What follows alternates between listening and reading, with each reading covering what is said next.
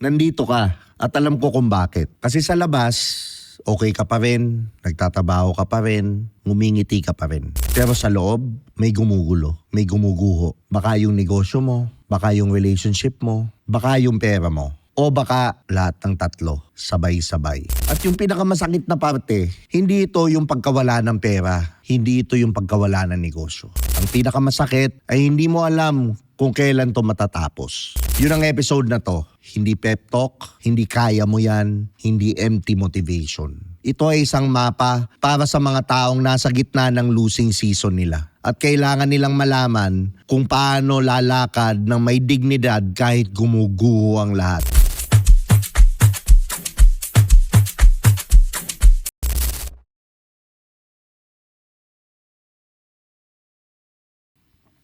Ako si Tio Bray. Welcome sa Do You Think Podcast. Kung gusto mo naman ng self-improvement, mag-subscribe ka dito sa channel na to. Help me reach 100,000 subscribers. Available din sa Spotify. Pwede nyo ring pakinggan. Sa kotse, maraming salamat sa nagla-likes, nagko-comments. At sa mga gusto naman ng one-on-one coaching with me, available tayo. Mag-email ka lang sa tiobraytv@gmail.com kung talagang seryoso ka na sa pag-next level ng buhay mo. At ngayon, pag-uusapan natin ang bagay na hindi gustong pag-usapan ng sino man. Yung losing season. At kung papaano mo ito matatalo. Una, kailangan nating kausapin ang totoo. Merong isang bagay na hindi tinuturoan sa atin. Na ang losing season ay bahagi ng bawat matagumpay na kwento. Hindi to exception. Hindi to mistake, hindi rin ito parusa. Again, part of the process. Isipin mo ang pinakapaboritong sports team mo. Yung mga champion, yung mga dynasty. Lahat sila ay may panahon na patuloy silang natatalo. Si Michael Jordan, nakat sa varsity team niya nung high school. Si Manny Pacquiao, natalo maraming beses. Umangat muli, maraming beses din. Pero hindi natin pinag-uusapan yun. Tinuturo lang kasi sa atin yung highlight reel, yung pagkapanalo, yung tagumpay, yung celebration. Parang di ba sa mga OFW for example, nakikita natin mga picture nila, sarap ng buhay, yung bakasyon, yung kotse, yung ganda ng buhay nila sa ibang bansa, pero hindi naman pinakita kung ano yung mga kailangan nilang gawin sa likod ng mga pictures na yun. Yung paghuhugas ng pinggan, yung lungkot, yung mga iyak nila, yung mga luha, dugo, pawis na pinuhunan nila para maabot yung mga bagay na yun. Hindi natin tinuturuan kung paano sila tumayo pagkatapos ng pinakamasakit na pagbagsak.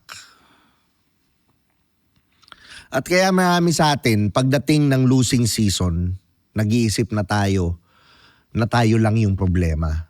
Nag-iisip na tayo na may mali sa atin. Nag-iisip na tayo na ibang tao lang ang dumadaan doon sa ganung phase. Hindi. Lahat ng nagtatagumpay, dumadaan sa panahon na parang hindi na sila magtatagumpay. Ang pagkakaiba lang, hindi sila tumigil sa gitna ng losing season. Merong sinabi si Winston Churchill at ito ay isa sa mga linya na nagbago ng pananaw ko sa buhay. Kung dumaan ka sa impyerno, huwag kang tumigil. Yun lang. Huwag kang tumigil. Kasi ang impyerno, hindi yung destination. Daan lang yun. Pagdaanan mo lang. Huwag mong tambayan. Yung ibang tao kasi, dinaanan, tumambay, nag-wifi pa doon, nag-recruit pa sila ng mga sad boy doon, nag-stay na sila doon. At ang mga taong nabuhay sa kabilang dako, yung mga nakaraan na nasa impyerno. Sila yung may malalim na knowledge, sila yung may pinakamatibay na foundation, sila ang mga hindi na matatakot sa kung anumang bagyo. Kasi nakaranas na sila eh. Yung pinakamatinding bagyo, tapos nakalagtas sila. Minsan yung pinakamatinding bagyo, yun ang bibigay sa atin ng strength. It's the time na tandaan natin bawat may nasisira, may nabibuild ulit na bago. Tanong mo siguro, Tio Bray, bakit sabay-sabay ito? Bakit hindi isa-isa? Bakit parang lahat ng masamang bagay natitipon or naiipon sa isang panahon? Magandang tanong yan. At merong sagot dito na kapag naintindihan mo, magbabago lahat ng perspective mo. Una, pag-usapan natin ang domino effect. Ang buhay ay interconnected. Kapag ang negosyo mo ay nagsimulang mag-suffer, nagsisimula kang mag-stress. Kapag nag-stress ka, nagsisimulang maapektuhan ang relasyon mo. Kapag ang relasyon mo nagsisimulang mag-crack, mas lalong nahihirapan kang mag-focus sa negosyo. Nakita mo? Hindi apat na hiwalay na problema. Isa itong malaking ikot na nagpapalakas ng sarili niya. At kapag naintindihan mo yun, nagiging mas malinaw kung saan kailangan mong simulan yung pag-aayos. Hindi mo kailangan ayusin ang lahat ng sabay-sabay.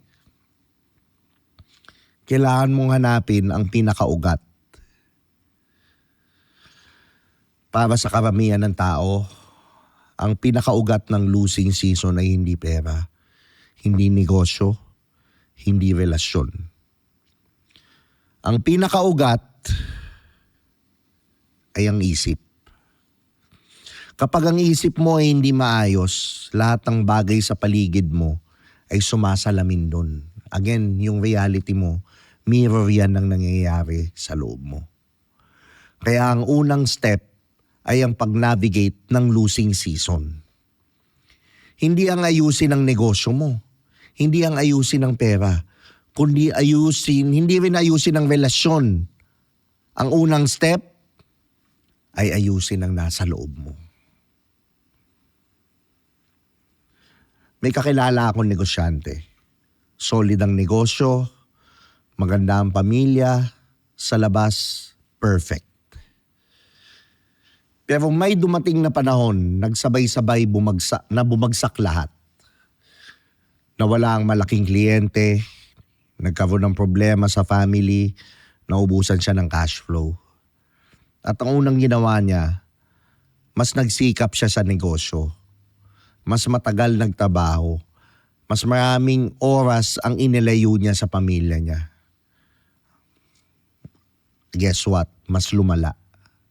Kasi ang problema, hindi kasi doon.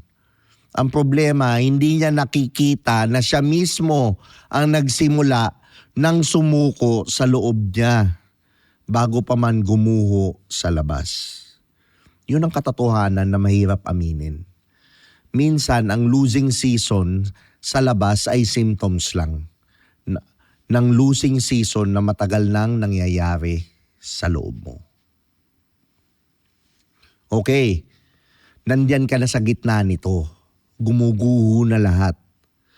Paano mo inaayos ang stress habang nangyayari ito? Paano mo siya minamanage? Kasi yun yung laging napapabayaan natin yung stress management. Kaya napaka-importante niyan, yung meditation number 1 yan for me. Ang mga tao ay nakatuon sa pag-ayos ng problema sa external. Pero ang nakakalimutan ng mga tao, ng mga katawan at isip nila ay pumupunta na sila sa survival mode dahil kasi nakafocus sila sa labas. At kapag nasa survival mode ka, hindi ka makakapag-isip ng malinaw. Hindi ka makakagawa ng magandang decision. Hindi ka makakakita ng opportunities na nandun na sa harapan mo. Kaya ang pag-manage ng stress, hindi yun luxury. Strategy yun. Una, protektahan mo yung 3 bagay. Sa gitna ng losing season, maraming bagay ang nawawala. Pero merong 3 bagay na hindi mo dapat hayaang mawala. Unang-una yung tulog mo. Pangalawa yung pagkain mo. Pangatlo yung paggalaw ng katawan mo. Alam ko na iniisip mo, Tio Bray, paano ako matutulog kung puno ng problema yung isip ko? Pakinggan mo to. Ang tulog, hindi kasi reward yan. Maintenance to. Kapag kulang ang tulog mo, ang cortisol mo tumataas. Ang cortisol, by the way, it's a stress hormone. Mas mataas ang cortisol mo, mas hirap kang mag-isip ng malinaw. Mas malaki ang problema sa paningin mo. Mas mabilis kang mag-react ng mga mali. So ang hindi pagtulog para magtrabaho ng mas matagal ay talagang nagpapahina sa'yo. Hindi siya nagpapatibay. Gawin mo itong hindi mapag-usapan 7 oras na tulog kahit ano pa ang nangyayari. Yung katawan na maayos ang plataforma ng lahat ng desisyon mo. Number 2, ilimit mo yung pagpapanik mo. Huwag mong i-maximize. Pangalawa, ilimit mo ang pagpapanik mo. Huwag i-maximize. Kapag gumuguho na ang lahat, ang natural na reaksyon ay mag-isip ng lahat ng worst case scenario. Diba? Yun naman ang it's so easy for us to assume the worst instead of looking that kung ito yung worst, pwedeng mangyari. Pwede rin namang mangyari yung best eh. Diba? Kaso nga lang, yung mga tao, mas mabilis sa kanilang tumingin dun sa mga masamang nangyari based on sa mga naranasan nila sa buhay. At may masakit dun, tumigil na sila dun. Merong simpleng tanong na gumagaling sa akin lagi sa tuwing nafe-feel ko ang panic na paparating. Ano ang pinaka-worst na mangyayari? At kaya ko bang mabuhay kahit na nangyari yung worst na yun? Karamihan ng oras, ang sagot ay oo. Tingnan mo lahat ng problema mo, balikan mo. Nangyari yung worst case scenario pero buhay ka pa din. Maayos ka pa din. Nandito ka pa din. Kaya mo pa din. Never ka naman napabayaan. Hindi yun komportable. Hindi rin yun gusto mo. Pero mabubuhay ka. At kapag na-realize mo yun, nababawasan yung panic mo. Kasi ang pinakamalaking takot is yung unknown. Pero yung unknown na yun, madilim na yun. Once nabuksan mo yung ilaw, marirealize mo yung madilim na kwarto na unknown, ang ganda pala. Hindi siya pangit. Ano ibig ko sabihin? Yung light, yun yung wisdom. Pag dinagdagan mo yung isang wisdom mo sa bagay, or pag mataas ang wisdom mo, yung mga unknown, yung mga madilim, nagsusurrender ka ng madali kasi alam mong mas maganda yun. Hindi siya pangit. Kapag pinangalanan mo na ang pinaka-worst case, hindi na kasi siya unknown. At hindi unknown, hindi na kasi nakakatakot. Pangatlo, isa lang ang problema sa isang araw. Isa lang. Mag-focus ka sa isa. Ito ang isa sa mga pinaka-nakakatulong na disiplina sa gitna ng chaos na nangyayari sa atin. Huwag mong subukan ayusin ang lahat sa iisang araw. Gumawa ka ng listahan. Ilagay mo lahat ng problema tapos tanungin mo ang sarili mo. Sa lahat ng ito, ano ang pinaka-critical na kailangan kong ayusin ngayon? Isa lang. Yun lang ang harapin mo ngayon. Then bukas, isa ulit. Then the next day, ganun. Kasi ang tao na sumusubok na hawakan ng lahat ng bagay ng sabay-sabay ay katulad ng taong sumusubok na hawakan ang 10 baso ng tubig ng sabay-sabay. Lahat nahuhulog. Hawakan mo isa, lagyan mo ng lugar, kunin mo yung isa pa. Ganun mo hinahandle ang isang bagay na parang walang katapusan. Isa-isa, araw-araw, step by step. Ngayon, pag-usapan natin ang pinakamahalagang bagay sa lahat. Yung faith, or in Tagalog, pananampalataya. Hindi lang religious na pananampalataya, kasi kahit importante yun. Pag-usapan natin yung faith na kung meron kang losing season, meron ka ding winning season. Ito ay hindi optimism. Ito ay hindi toxic positivity. Ito ay pattern recognition. Isipin mo ang mga seasons, tag-ulan, tag-araw, taglamig, tagsibol. Walang season na tumatagal magpakailanman. Walang tag-ulan na walang katapusan. Ganon din ang buhay. Pero merong kondisyon ang winning season. Hindi yun automatic. Hindi ito darating dahil naghihintay ka lang. Ang winning season ay dumarating sa mga taong hindi umalis sa gitna ng losing season. Pakinggan mo ang kwento ng mga tao na nakaranas ng pinakamalaking tagumpay sa buhay. Lahat sila ay may panahon na wala na silang reason para maniwala. Lahat sila ay may gabi na wala na silang maipakita bilang proof na magbubukas pa ang mga bagay. Pero pinili nila, again, take note, pinili na magtiwala pa din. To have faith and surrender to the divine. Hindi dahil may nakita silang ebidensya, kundi dahil pinili nilang maniwala and to trust. Bago pa man lumabas yung evidence sa physical world. Hindi sila naniwala sa physical world. Inayos nila. And then nag-adjust yung inner world nila, lumabas sa physical world. Yun yung manifestation. Yun yung tunay na faith. Ang tunay na pananampalataya. Hindi ang nagtiwala kapag lahat okay lang. Kasi ang dali magtiwala pag okay lang lahat. Pero pag losing season na, paano ka na? Pero doon ang totoong surrender, doon ang totoong faith, doon natin nasusubukan gaano tayo kalakas sa losing season. Para pag nag-winning season tayo, ready tayong hawakan yung blessings na yun because nag-grow na, nag-expand na yung container natin. Ang magtiwala, lalo na kapag wala kang okay na nangyayari sa buhay mo, may isang bagay kasi na natutunan ko sa pinakamahirap na panahon sa buhay ko. Na ang Diyos or ang universe or kung anuman ang iyong pinaniniwalaan, hindi nagtatayo ng pundasyon sa matabang lupa. Nagtatayo ng pundasyon yun sa bato. At para marating ang bato, kailangan munang alisin lahat ng lupa sa ibabaw nun. Kailangan nga magukay, di ba?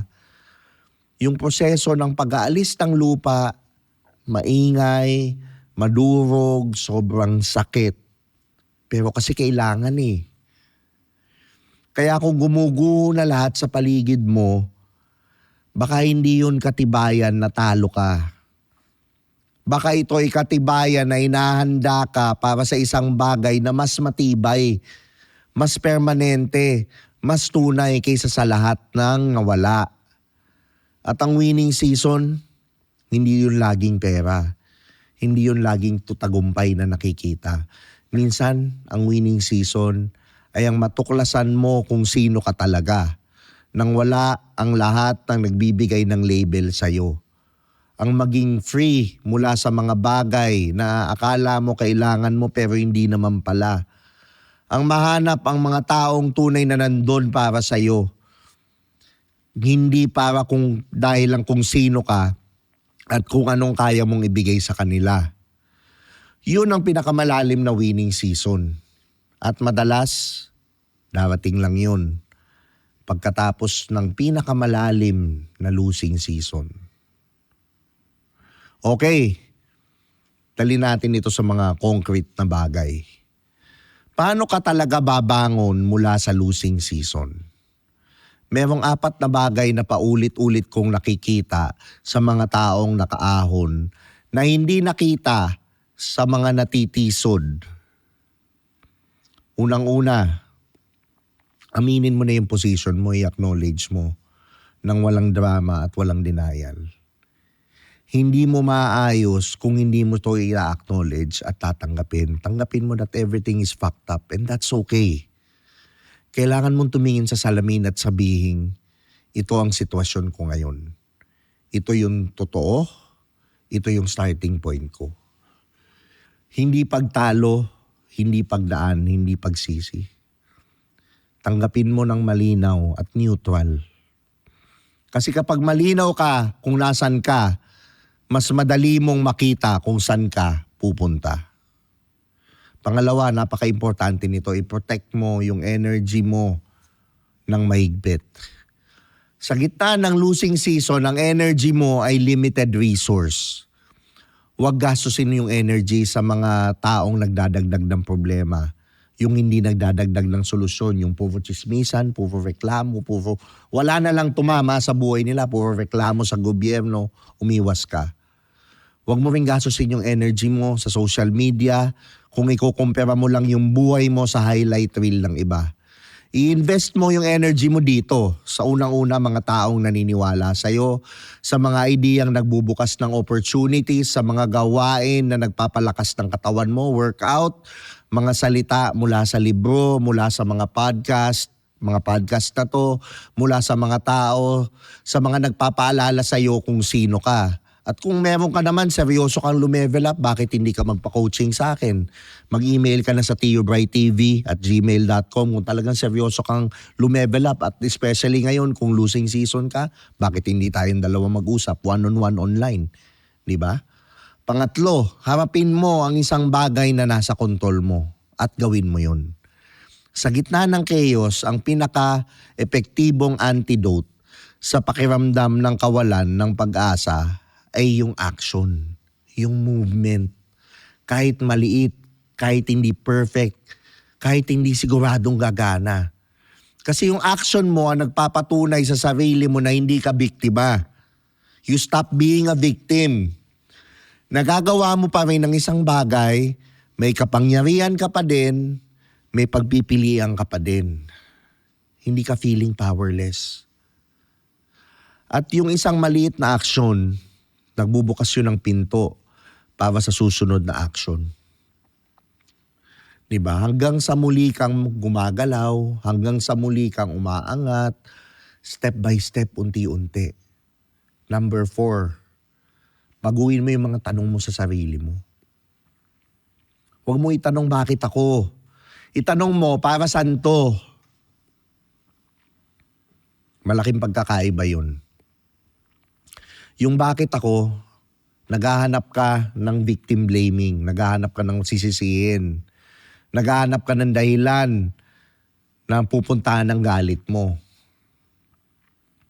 Yung para saan nito, naghahanap ka ng meaning, naghahanap ka ng lessons, naghahanap ka kung paano ito magagamit para mapalakas ka. At kapag nahanap mo ang kahulugan nung nangyayari sa'yo, hindi lang ito sakit. Nagiging kabatiran. At ang kabatiran, yun yung bagay na hindi mo maaagaw sa kahit na sino. Hindi ng recession, hindi ng breakup, hindi ng pagkabigo. Yun ay sa'yo na forever habang buhay. Ngayon i-share ko sa inyo ang isang bagay na hindi ko laging pinag-uusapan. May dumating na panahon sa buhay ko na sabay-sabay gumuho lahat ang mga bagay na pinagsikapan ko. At yung pinakamasakit na parte, hindi yung pagkawala mismo. Yung pinakamasakit ay yung pakiramdam na lahat ng ginawa ko, I am not enough. Doon ko na-realize na ang pinaka-dangerous na lies sa gitna ng losing season, hindi yung sinasabi ng iba sa'yo. Yung pinaka-delikado pala doon is yung the way you talk to yourself, yung sinasabi mo sa sarili mo. Kasi sa gitna ng lahat na yun, sinabi ko sa sarili ko, tingnan mo yung nangyari. Ebidensya na ito na hindi ka sapat. Diba? Sakit. Pero kasi hindi totoo yun eh. Pero nung panahon na yun, pakiramdam ko totoo. At yung nagpabago sa akin, hindi isang malaking breakthrough. Isang simpleng desisyon, isang umaga, na kahit hindi ko pa nakikita sa reality ko kung anong magiging okay ang lahat, lalabas pa rin ako, gagalaw pa rin ako, magtitiwala pa rin ako. Hindi dahil sigurado ako, kundi dahil pinili kong maging tapat sa process. kahit hindi pa ako tapat sa resulta. At dahan-dahan, unti-unti, hindi agad bumukas yung mga bagay. Bumukas yung mga opportunities, nag-open yung mga doors para sa akin. Hindi nga lang sa paraang gusto ko, hindi sa time na gusto ko, pero dun sa paraang kailangan ko. Kaya ikaw, kung naririnig mo to ngayon, nasa gitna ka ng losing season, gusto kong sabihin sa'yo ng direkta, hindi to katapusan mo. Chapter lang to. At ang pinakamahalagang kwento, hindi sila maganda dahil walang nasaktan na character. Maganda sila dahil ang character matibay, hindi humihinto. Ang pera, mababalik. Ang negosyo, matatayo umulit yan eh. Ang relationship, mahanapan ng solusyon or may much better for you na tao. Pero yung taong natuto kung paano harapin ang pinakamahirap na panahon ng may dignity at may strength, yun yung mga bagay na hindi maaalis sa'yo. Ang losing season mo, hindi to nagtatago sa truth, natalo ka. Itinatago nun yung truth na hinahanda ka lang. Ako si Teo Bray, ito ang Do You Think Podcast.